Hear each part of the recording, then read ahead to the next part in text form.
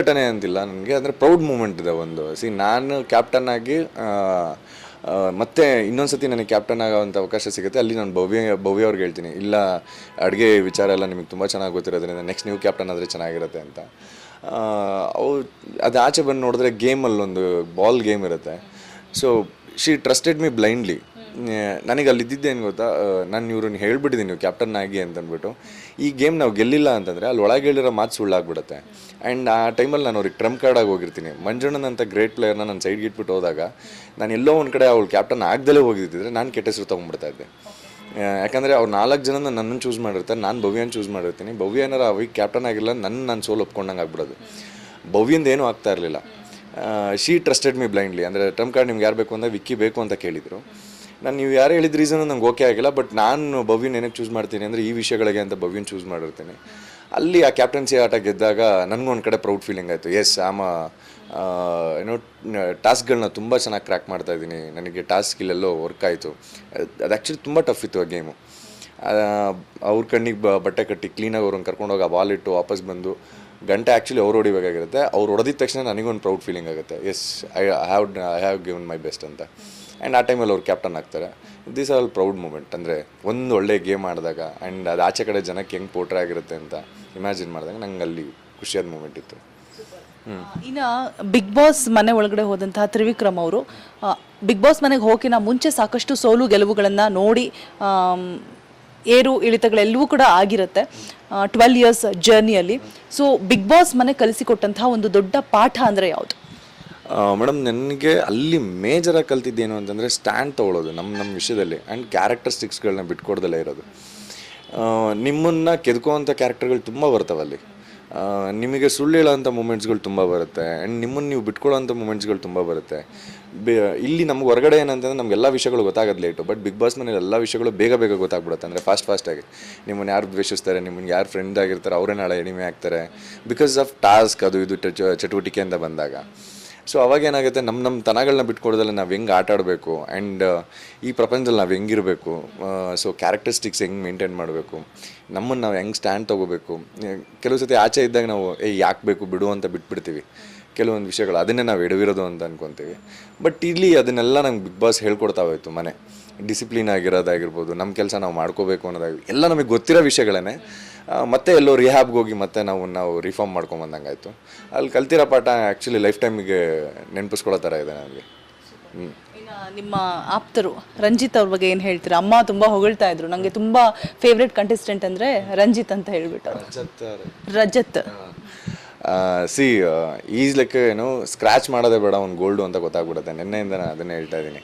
And is harsh ಅಷ್ಟೇ. ಮುಗಿನ ತುದಿಲಿರುತ್ತೆ ಕೋಪ ಅನ್ನೋದೊಂದು ಬಿಟ್ಟರೆ is a gold kind of a person. ನನಗೆ ತುಂಬ ಬೇಗ ಕನೆಕ್ಟ್ ಆದಂಥ ವ್ಯಕ್ತಿ. ನಾನು ಅದನ್ನು ತುಂಬ ಓಪನಾಗಿ ಹೇಳಿದೆ, ಗುರು ನೀನು ಬಂದಿದ್ದು ನನಗೆ ತುಂಬಾ ಹೆಲ್ಪ್ ಆಯಿತು. ಇನ್ಫ್ಯಾಕ್ಟ್ ನನಗೆ ಓಪನಾಗಿ ಮಾತಾಡೋದಕ್ಕೆ, ನನಗೆ ಓಪನಾಗಿ ಟಾಸ್ಕ್ ಆಡೋದಕ್ಕೆ ನನಗೆ ಎಲ್ಲೋ ಹೆಲ್ಪ್ ಆಯಿತು ಅಂತ. Is so close to me and is a sweetheart any time. ನನಗೆ ಅದೇ ಇನ್ನೂ ಲಾಂಗ್ ಟರ್ಮಲ್ಲಿ ಒಂದು ಫ್ರೆಂಡ್ಶಿಪ್ನ ಕಂಟಿನ್ಯೂ ಮಾಡ್ಕೊಂಡು ಹೋಗ್ತೀನಿ ಅಂದರೆ ರಜತ್. ಯಾವಾಗಿಂದ ನಿಮ್ಮ ಸ್ನೇಹ ಸಂಬಂಧ? ಬಿಗ್ ಬಾಸ್ಗಿನ ಮೊದಲು ಅವ್ರನ್ನ ರಾಜಾರಾಣಿ ವೇದಿಕೆಯಲ್ಲಿ ನೋಡಿದ್ದೆ. ಅಲ್ಲಿ ವೇದಿಕೆಯಲ್ಲೇ ನೋಡಿದ್ದು, ಮನೇಲಿ ಗೊತ್ತಿರಲಿಲ್ಲ ನನಗೆ. ಮನೇಲಿ ಯಾವಾಗ ನೇರವಾಗಿ ಬರ್ತಾರೆ, ನೇರವಾಗೆಲ್ಲ ಬಂದಾಗ ಒಂದು ಸ್ಟಬನ್ ಕ್ಯಾರೆಕ್ಟರ್ ಬಂದಿದೆ ಅಂತ ಅನ್ನಿಸ್ತು.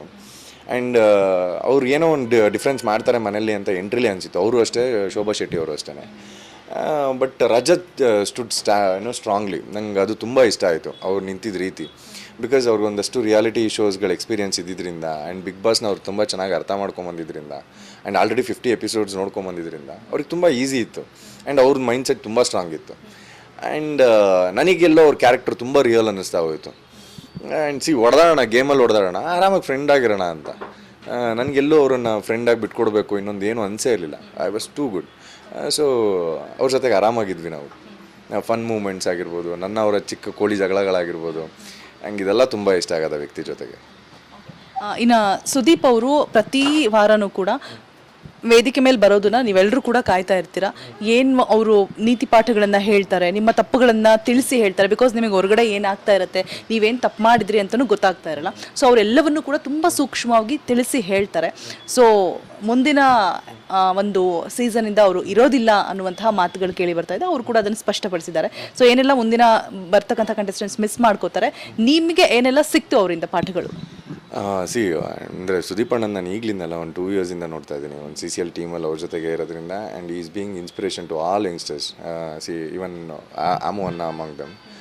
ನನಗೆ ಅದ್ರ ಬಗ್ಗೆ ತುಂಬಾ ಖುಷಿ ಇದೆ. ಆ್ಯಂಡ್ ಕ್ರಿಕೆಟಲ್ಲೇ ಅವ್ರು ತುಂಬ ವಿಷಯಗಳನ್ನ ಶೇರ್ ಮಾಡ್ತಾರೆ. ಅವ್ರ ಓನ್ ಎಕ್ಸ್ಪೀರಿಯನ್ಸಸ್ಗಳಾಗಿರ್ಬೋದು, ಅವ್ರ ಜೊತೆಗೆ ನಿಂತಾಗ ಕೂತಾಗ ಎಲ್ಲ ಶೇರ್ ಮಾಡೋದಿದೆ.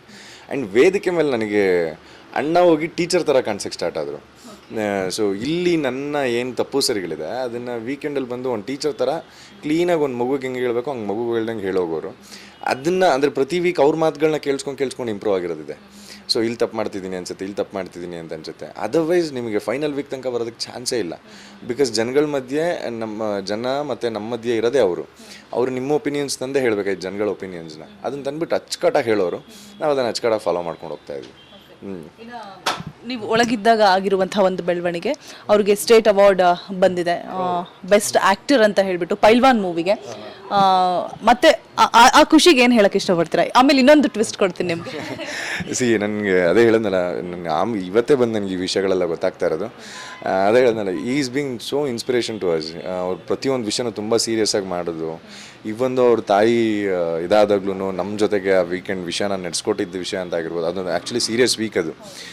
ಸೊ ಆ ವೀಕ್ ಅವ್ರು ನಿಂತ್ಕೊಂಡು ನಮಗೆಲ್ಲ ಒಂದು ಕೆಲಸ ಅಂದ್ರೇನು, ಕರ್ತವ್ಯ ಅನ್ನೋದೇ ಅಂದ್ರೇನು ಅಂತ ತುಂಬ ಅಚ್ಚುಕಟ್ಟಾಗಿ ಹೇಳ್ಕೊಂಡು ಹೋಗಿದ್ದಾರೆ. ಆ್ಯಂಡ್ ಏನೇನು ಅವಾರ್ಡ್ಸ್ಗಳು ಬರ್ತಾ ಇದೆ, ಈ ಸ್ಟೇಟ್ ಅವಾರ್ಡ್ ಅನ್ನೋದೇನು ಏನಿದೆ ಅವ್ರದ್ದೆಲ್ಲ ಹಾರ್ಡ್ ವರ್ಕ್ಗೆ ಸೇರುತ್ತೆ. ಆ್ಯಂಡ್ ಅವ್ರ ಡಿಸಿಪ್ಲಿನಿಗೆ ಸೇರುತ್ತೆ, ಆ ಡೆಡಿಕೇಶನಿಗೆ ಸೇರುತ್ತೆ. ಅವ್ರು ನೋಡಿ ನಾವು ತುಂಬಾ ಕಲಿಯೋದಿದೆ. ಆ್ಯಂಡ್ ನಂಗೆ ತುಂಬ ಖುಷಿ ಇರೋದೇನು ಅಂತಂದರೆ ಅವ್ರ ಜೊತೆಗೆ ಈ ಜರ್ನಿನ ಕಂಪ್ಲೀಟ್ ಮಾಡ್ಕೊಂಡಿದ್ದೀನಿ ಅಂತ. ಆ್ಯಂಡ್ ಇದ್ರ ಬಗ್ಗೆ ನಂಗೆ ತುಂಬಾ ಖುಷಿ ಇದೆ ಮ್ಯಾಮ್. ಇನ್ನೊಂದು ಟ್ವಿಸ್ಟ್ ಕೊಡ್ತೀನಿ ಅಂತ ಹೇಳಿದೆ, ಅದನ್ನು ಸುದೀಪ್ ಅವರು ನಿರಾಕರಿಸಿದ್ದಾರೆ, ಅಂದರೆ ತಿರಸ್ಕರಿಸಿದ್ದಾರೆ, ಬೇಡ ಅಂತ ಹೇಳಿಬಿಟ್ಟು. ಅಂದರೆ ನನಗಿಂತ ಬೆಸ್ಟ್ ಆ್ಯಕ್ಟರ್ಸ್ ತುಂಬ ಜನ ಇದ್ದಾರೆ, ಅವ್ರಿಗೆ ಸಲ್ಲಬೇಕಿದು ಅಂತ ಹೇಳಿಬಿಟ್ಟು. ಅಂದರೆ is a person like that. ಅಂದರೆ ಅವ್ರು ಏನು ಯೋಚನೆ ಮಾಡ್ತಾರೆ ಅಂತ ಡೀಪೆಸ್ಟ್ ಹೋಗಿ ಅರ್ಥ ಮಾಡ್ಕೊಂಡಾಗಲೇ ಗೊತ್ತಾಗೋದು. ಸೊ ಅವಾಗ ನಮ್ಗೆ ಏನು ಗೊತ್ತಾಯಿತು ಅಂತಂದರೆ, ಸೊ ವಾಟ್ ಎವರ್ ಈ ಸೇಸ್ ಆ್ಯಂಡ್ ವಾಟ್ ಎವರ್ ಈ ಡಿಸೈಡ್ಸ್ ಅದು ಕರೆಕ್ಟಾಗಿರುತ್ತೆ ಅಂತ. ಒಂದು ಅವಾರ್ಡ್ನ ರಿಜೆಕ್ಟ್ ಮಾಡ್ತಾರೆ ಅಂತಂದರೆ ಸೊ ಅಂದರೆ ಅವರು ಅಷ್ಟು ಸತಿ ಯೋಚನೆ ಮಾಡಿರ್ತಾರೆ ಅಂತಲೇ ಅರ್ಥ. ಸೊ ಅದ್ರ ಬಗ್ಗೆ ನನ್ನ ಒಪಿನಿಯನ್ ಏನು ಅಂತಂದರೆ, ಅಣ್ಣ ಏನೇ ಮಾಡಿದ್ರು ಕರೆಕ್ಟಾಗಿ ಮಾಡ್ತಾರೆ ಅಂತ. ತ್ರಿವಿಕ್ರಮ್ ಅವ್ರ ತಾಯಿನ ಮಾತನಾಡಿಸ್ತಾ ಕೂತಿದ್ದೆ ನಾನು ಆವಾಗಲೇ. ಸೊ ತುಂಬ ಭಾವುಕರಾದರು. ಮಾತಾಡ್ತಾ ಅವರು ಸ್ವಲ್ಪ ಹಿಂದೆ ಹೋಗ್ತೀನಮ್ಮ ಅಂತ ಹೇಳಿಬಿಟ್ಟು 12 ವರ್ಷದಿಂದ ನೀವು ಕಷ್ಟಪಟ್ಟಿರೋದನ್ನು ಹೇಳ್ತಾ, ಇನ್ನೇನು ಕೈಗೆ ಸಿಗಬೇಕು ತುತ್ತು ಅಷ್ಟರಲ್ಲಿ ಮಿಸ್ ಆಗುತ್ತೆ ಅವ್ನಿಗೆ ಯಾವಾಗ್ಲೂ. ಗೆಲ್ತಾನೆ ಅನ್ನೋಷ್ಟರಲ್ಲಿ ಕೊನೆ ಮೂಮೆಂಟಲ್ಲಿ ಸೋಲ್ತಾ ಇದ್ದಾನೆ ಅಂತ ಹೇಳ್ಬಿಟ್ಟು ಕಣ್ಣೀರು ಹಾಕಿದ್ರು. ಅವ್ರು ಹೇಳಿದ್ರು ನನಗೆ ಕಪ್ ಗೆದ್ದಿಲ್ಲ ಅಂತ ಬೇಜಾರಿಲ್ಲ, ರನ್ನರ್ ಅಪ್ ಆಗಿದ್ದಾನೆ ನನ್ನ ಮಗ, ಕರ್ನಾಟಕ ಜನತೆಯ ಪ್ರೀತಿ ಗಳಿಸಿದ್ದಾನೆ ಹೇಳ್ತಾನೆ ಭಾವುಕರಾದರು. ಆ್ಯಂಡ್ ಎಲ್ಲ ಫ್ಯಾಮಿಲಿಗೂ ಅವ್ರ ಮನೇಲಿ ಅವ್ರ ಮಗನೇ ಗೆಲ್ಲಬೇಕು ಅನ್ನೋದಿರುತ್ತೆ. It is not joke. ಯಾಕಂದರೆ ಈ ಇಂಡಸ್ಟ್ರಿಲಿ ಎಸ್ಪೆಷಲಿ ಪ್ರತಿಯೊಬ್ಬ ಯೂತ್ಸು ನಂತರ ಏನು ಕಷ್ಟಪಡ್ತಾ ಇದ್ದಾರೆ ಅವರೆಲ್ಲರೂ ಸೇಮ್ ಸ್ಟ್ರಗಲ್ಲೇ ಮಾಡ್ಕೊಂಬರ್ತಾ ಇರೋದು. ನಂದೇನೋ ಸಪ್ರೇಟ್ ಜರ್ನಿ, ಇನ್ನೊಬ್ರದ್ದೇನೋ separate journey, no, I don't accept it. It is like ನಂದೇ ಯಾವುದೋ ಒಂದು ಜರ್ನಿ ಅಷ್ಟೇ. ನಾನು ಸ್ಪೋರ್ಟ್ಸಲ್ಲಿದ್ದೆ, ಅದಾದಮೇಲೆ ಇದಕ್ಕೆ ಬಂದೆ, ಜಿಮ್ ಕೆರಿಯರ್ ಅಂತ ಆಯಿತು. ನಂದು ಈ ಥರ ಜರ್ನಿ. ಆದರೆ ನಂತರ ಕೂತಿರೋರು ತುಂಬ ಜನ ಇದ್ದಾರೆ. ಆ್ಯಂಡ್ ಎಲ್ಲರ ಮನೇಲೂ ಅದೇ ಇರುತ್ತೆ. ಏಜಿಗೆ ತಕ್ಕನಾಗ ಮದುವೆ ಆಗಿರಲ್ಲ, ಏಜಿಗೆ ತಕ್ಕನಾಗ ದುಡ್ಡು ಮಾಡಿರಲ್ಲ, ಮನೆಗೆಲ್ಲ ಬೇರೆಯವರೆಲ್ಲ ತುಂಬ ಮಾಡ್ತಾಯಿದ್ದಾರೆ ಅನ್ನೋದೊಂದು ಎಕ್ಸ್ಪೆಕ್ಟೇಷನ್ ಇರುತ್ತೆ. ಇನ್ ದಾಟ್ ನನಗೆ ಆ ಜರ್ನಿ ಥರ ತೊಗೊಂಡ್ರೆ ನಾನು ಸಿನಿಮಾದಲ್ಲಿ ತುಂಬ ಚೆನ್ನಾಗಿದ್ದೀನಿ. ಆ್ಯಂಡ್ ಸಿನಿಮಾಗಳು ತುಂಬ ಚೆನ್ನಾಗಿ ಮಾಡ್ಕೊಂಡು ಹೋಗಿದ್ದೀನಿ. ಆ್ಯಂಡ್ ಈ ಶಾರ್ಟ್ ಟರ್ಮಲ್ಲಿ ಕರೋನಾ ಅನ್ನೋದೊಂದು ಬಿಟ್ಟರೆ ಆ್ಯಂಡ್ ನಂಗೆ ಚೆನ್ನಾಗಿರೋ ಒಂದು ಸೀರಿಯಲ್ ಸಿಕ್ಕಿತ್ತು ಕಲರ್ಸ್ ಕಡೆಯಿಂದ. ಆ್ಯಂಡ್ ದಿಸ್ ಬಿಗ್ ಬಾಸ್ ವೇದಿಕೆ, I am doing really good. ಇದೊಂದು 4 years ಗ್ಯಾಪ್ ಅನ್ನೋದೇನು ಬಿಟ್ಟರೆ, ಕರೋನಾದನ್ನು 4 years ಗ್ಯಾಪ್ ಅನ್ನೋದೊಂದು ಬಿಟ್ಟರೆ otherwise I am doing good. ಅಂದರೆ ಇವತ್ತಿನ ದಿನಕ್ಕೆ ನನಗೇನು ಸಿಕ್ಕಿದೆ, ಜನರ ಪ್ರೀತಿ ಏನು ಸಿಕ್ಕಿದೆ, ಯಾವಾಗಲೂ ಅದೊಂದು ಕ್ವಶನ್ ಮಾರ್ಕ್ ಬರೋದು. ತ್ರಿವಿಕ್ರಮ್ ನಿಮ್ಮ ನಾಕೊಂಡು ಮಾಡಿದ್ರೆ ಮಾರ್ಕೆಟ್ ಏನು ಅಂತ. ಸೊ ಈಗ ಆ ಮಾರ್ಕೆಟಿಗೆ ಒಂದು ವ್ಯಾಲ್ಯೂ ಬಂದಿದೆ ಅಂತ ಅನ್ಕೊತೀನಿ. ಒಂದು ಜನಕ್ಕೆ ಒಂದು ಸಿನಿಮಾ ಆಗಿರ್ಬೋದು, ಇನ್ನು ನೆಕ್ಸ್ಟ್ ಶೋಗಳಾಗಿರ್ಬೋದು, ಏನೇ ಮಾಡಿದ್ರು ಒಂದು ಜನಕ್ಕೆ ಬೇಗ ರೀಚ್ ಆಗ್ತೀನಿ ಅನ್ನೋ ಕಾನ್ಫಿಡೆನ್ಸ್ ಸಿಕ್ಕಿದೆ ಬಿಕಾಸ್ ಆಫ್ ಬಿಗ್ ಬಾಸ್ ವೇದಿಕೆ. ಸೊ ಇದರಿಂದ ನೆಕ್ಸ್ಟ್ ಪ್ರಾಜೆಕ್ಟ್ಗಳನ್ನ ಮಾಡ್ಕೊಂಡು ಹೋಗೋದು. ಸೊ ಈಗ ಅಮ್ದಿರ್ಗೆ ಯಾವಾಗ್ಲೂ ಮಕ್ಕಳು ಸೋತಿದ್ದಾರೆ ಅಂತಲೇ ಅನ್ಸೋದು. ಸೊ ಅದ್ರ ಇಂಪ್ಯಾಕ್ಟ್ ನಮಗೇನು ಅಂತ ಗೊತ್ತು ಇಲ್ಲಿ ಕೆಲಸ ಮಾಡ್ಕೊಂಡು ಹೋದಾಗ. ಆ್ಯಂಡ್ ನಂಗೆ ಫೈನಲ್ ವೇದಿಕೆಗೆ ರೀಚ್ ಆಗಿದ್ದು ಖುಷಿ ಇದೆ. ಆ್ಯಂಡ್ ಕಪ್ಪು ಅನ್ನೋದಕ್ಕಿಂತ ಹೆಚ್ಚಾಗಿ so I have given my best ಅನ್ನೋದಿದೆ ನನಗೆ ಆ ಸ್ಯಾಟಿಸ್ಫ್ಯಾಕ್ಷನ್ ಅಂತೂ ಇದೆ. ಇಲ್ಲ ಅಮ್ಮ ಸೋತಿದ್ದಾರೆ ಅಂತ ಹೇಳಲೇ ಇಲ್ಲ, ಅವ್ರು ಖುಷಿ ಆದ್ರೂ ಖುಷಿಲಿ ಮಾತಾಡ್ತಾ ಮಾತಾಡ್ತಾ ಒಂದೆರಡನೇ ಕಣ್ಣಲ್ಲಿ ನೀರು ಬಂತು. ಬಿಕಾಸ್ ನಿಮ್ಮ ಹಿನ್ನೆಲೆ ಎಲ್ಲ ಅವರು ಹೇಳ್ತಾ ಆ ಥರ. ಸೊ ಅವ್ರು ಹೇಳ್ತಾ ಇದ್ರು ಮಗ ಅಂತ ಹೇಳ್ಬಿಟ್ಟು ನಾವು ಏನು ಮಾಡಿದ್ದೀವಿ ಅಂತ ಇದುವರೆಗೂ ತ್ರಿವಿಕ್ರಮ್ ಕೇಳಿಲ್ಲ. ಅವ್ನು ಏನು ಮಾಡ್ಕೊತಿದ್ದಾನೆ, ಅವ್ನಿಗೆ ಏನು ಬೇಕು ಎಲ್ಲವನ್ನೂ ಅವನೇ ಮಾಡ್ಕೋತಾ ಇದ್ದಾರೆ. ಮದುವೆ ವಿಚಾರ ಕೇಳಿದಾಗ ಹೇಳಿದ್ರು, ಸೊ ಸ್ವಂತದ್ದು ಅಂತ ಎಲ್ಲ ಆದಮೇಲೆ ಮದುವೆ ಅಂತ ಹೇಳ್ಬಿಟ್ಟು. ಸೊ ನೀವು ಹೇಳೋದಾದ್ರೆ